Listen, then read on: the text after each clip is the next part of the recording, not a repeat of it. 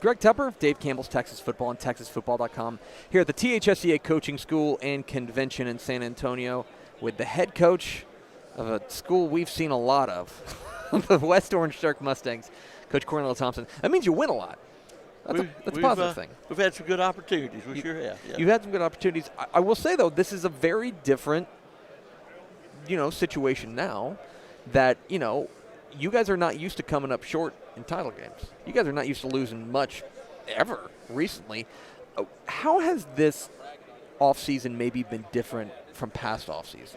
Well, I think we've had a great offseason. Our kids that are returning, seniors, so to speak, and some sophomores or juniors this year, they've tasted that defeat in the final game, and that didn't set well with them. So we've had a good off-season program. Mm-hmm. Do you feel like there's a different attitude around the program? Do you feel like this thing has lingered? That feeling has lingered. They'll put it behind them quicker than the coaches will, so on and so forth. But no, they've been working hard to improve. They know this is another football team. We've got a senior leadership that has stepped forward and led us in a positive direction, along with some juniors to be primarily a junior ball club this year.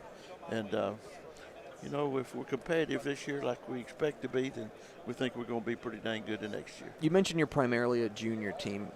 Does that put a premium on senior leadership? Does that mean you need a couple of kids to step up and be those senior leaders, or are there juniors that you expect to be those guys? Exactly. We expect our seniors to step forward because they've been there. We've got 2 or 3 of them that's been to the big show the last couple of years, so they have to step forward. They weren't the leaders of the football team in the past couple of years as our other seniors were, but now it's their time to step forward, and then they want to finish their high school career on a positive note.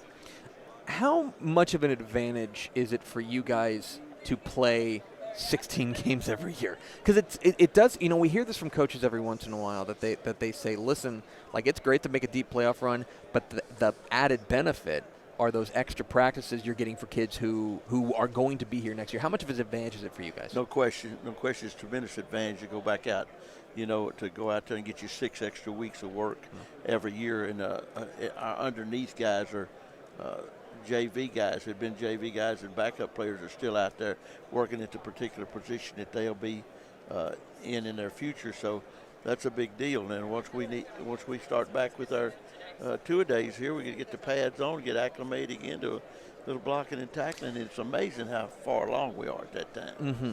You guys are the number 1 team in Dave Campbell's Texas football. Is that okay with you? Because some coaches don't like it. Everybody's got to be somewhere. Yeah. You play them one at a time. I always say this, and I've talked to the kids the other day in the weight room. We got some suspects. We got quite a few suspects, and 3 prospects on both sides of the ball who's got to come back and perform. But no, we don't have a problem with it. One year we were picked number 1. The only person we had back was Jack Dallas, a quarterback. Yeah, but he was pretty good. Pretty fair hand. If you're going to have one back, that might be the one you choose. I'll take you back into New York second. So if he wants to come back, you're good. Yeah, the UIL's walking around here somewhere. You could probably petition him, see if he can get one more year of eligibility. I doubt if that would pass. I don't believe. It seems like forever you guys have always hung your hat on your defense. You're a defense first team, and the offense. We'll get to that. How is this defense going to be different? You mentioned you're going to be junior heavy. You're going to have a lot of youngsters. How is this defense going to be different from maybe those chain gang defenses of old? I don't think that there will be that much different. Names and faces will have changed, but we're still coaching just like we have. And this is my 48th year, like we've been doing for 40-something years, and the kids know what the expectations are. And some of them were backup players this last year, so they'll come in and they know what the expectations and know what we expect out of them on our side of the ball. So what it boils down to is, some positions on the defensive are going to be a little more athletic, some not as athletic, but once you stir it up, we think that we'll be a pretty good defensive football team. How much does defensive pedigree matter? Because, forever and ever, you guys are, you're the chain gang defense. You're something. Well, Rick Renner's filming us or something. I don't know. Rick Renner's a goon.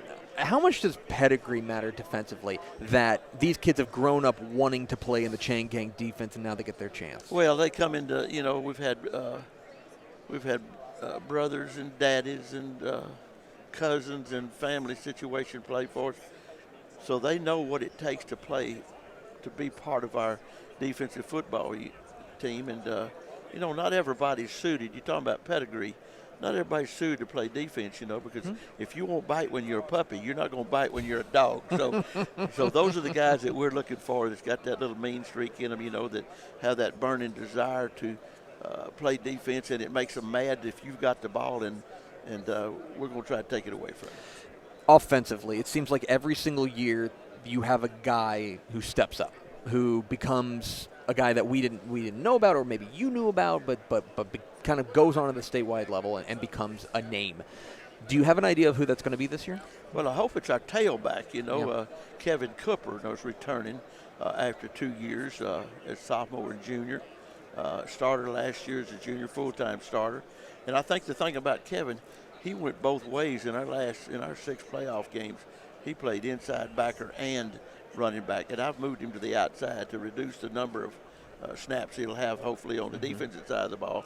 Will make us more effective on the offensive side of the ball. So I think Kevin Cooper will step forward, and I really got a lot of confidence in our new quarterback, Tyrone Wilson, who's going to be a junior, and I think he's going to be a good leader and a good player for us. The UIL didn't do you any favors as far as realignment is concerned. You get Silsbee in your district; they're no fun.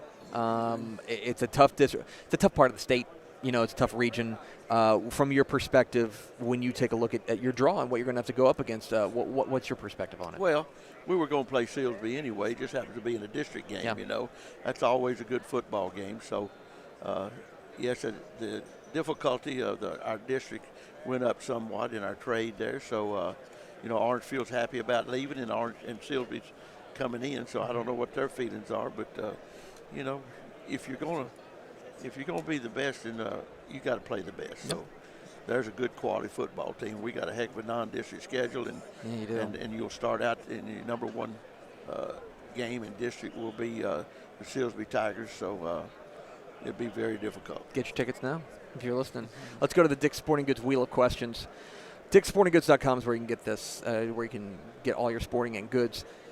Coach, there's nothing on here that's going to get you fired, but we are going to ask you to spin the wheel of questions and answer whatever it lands on.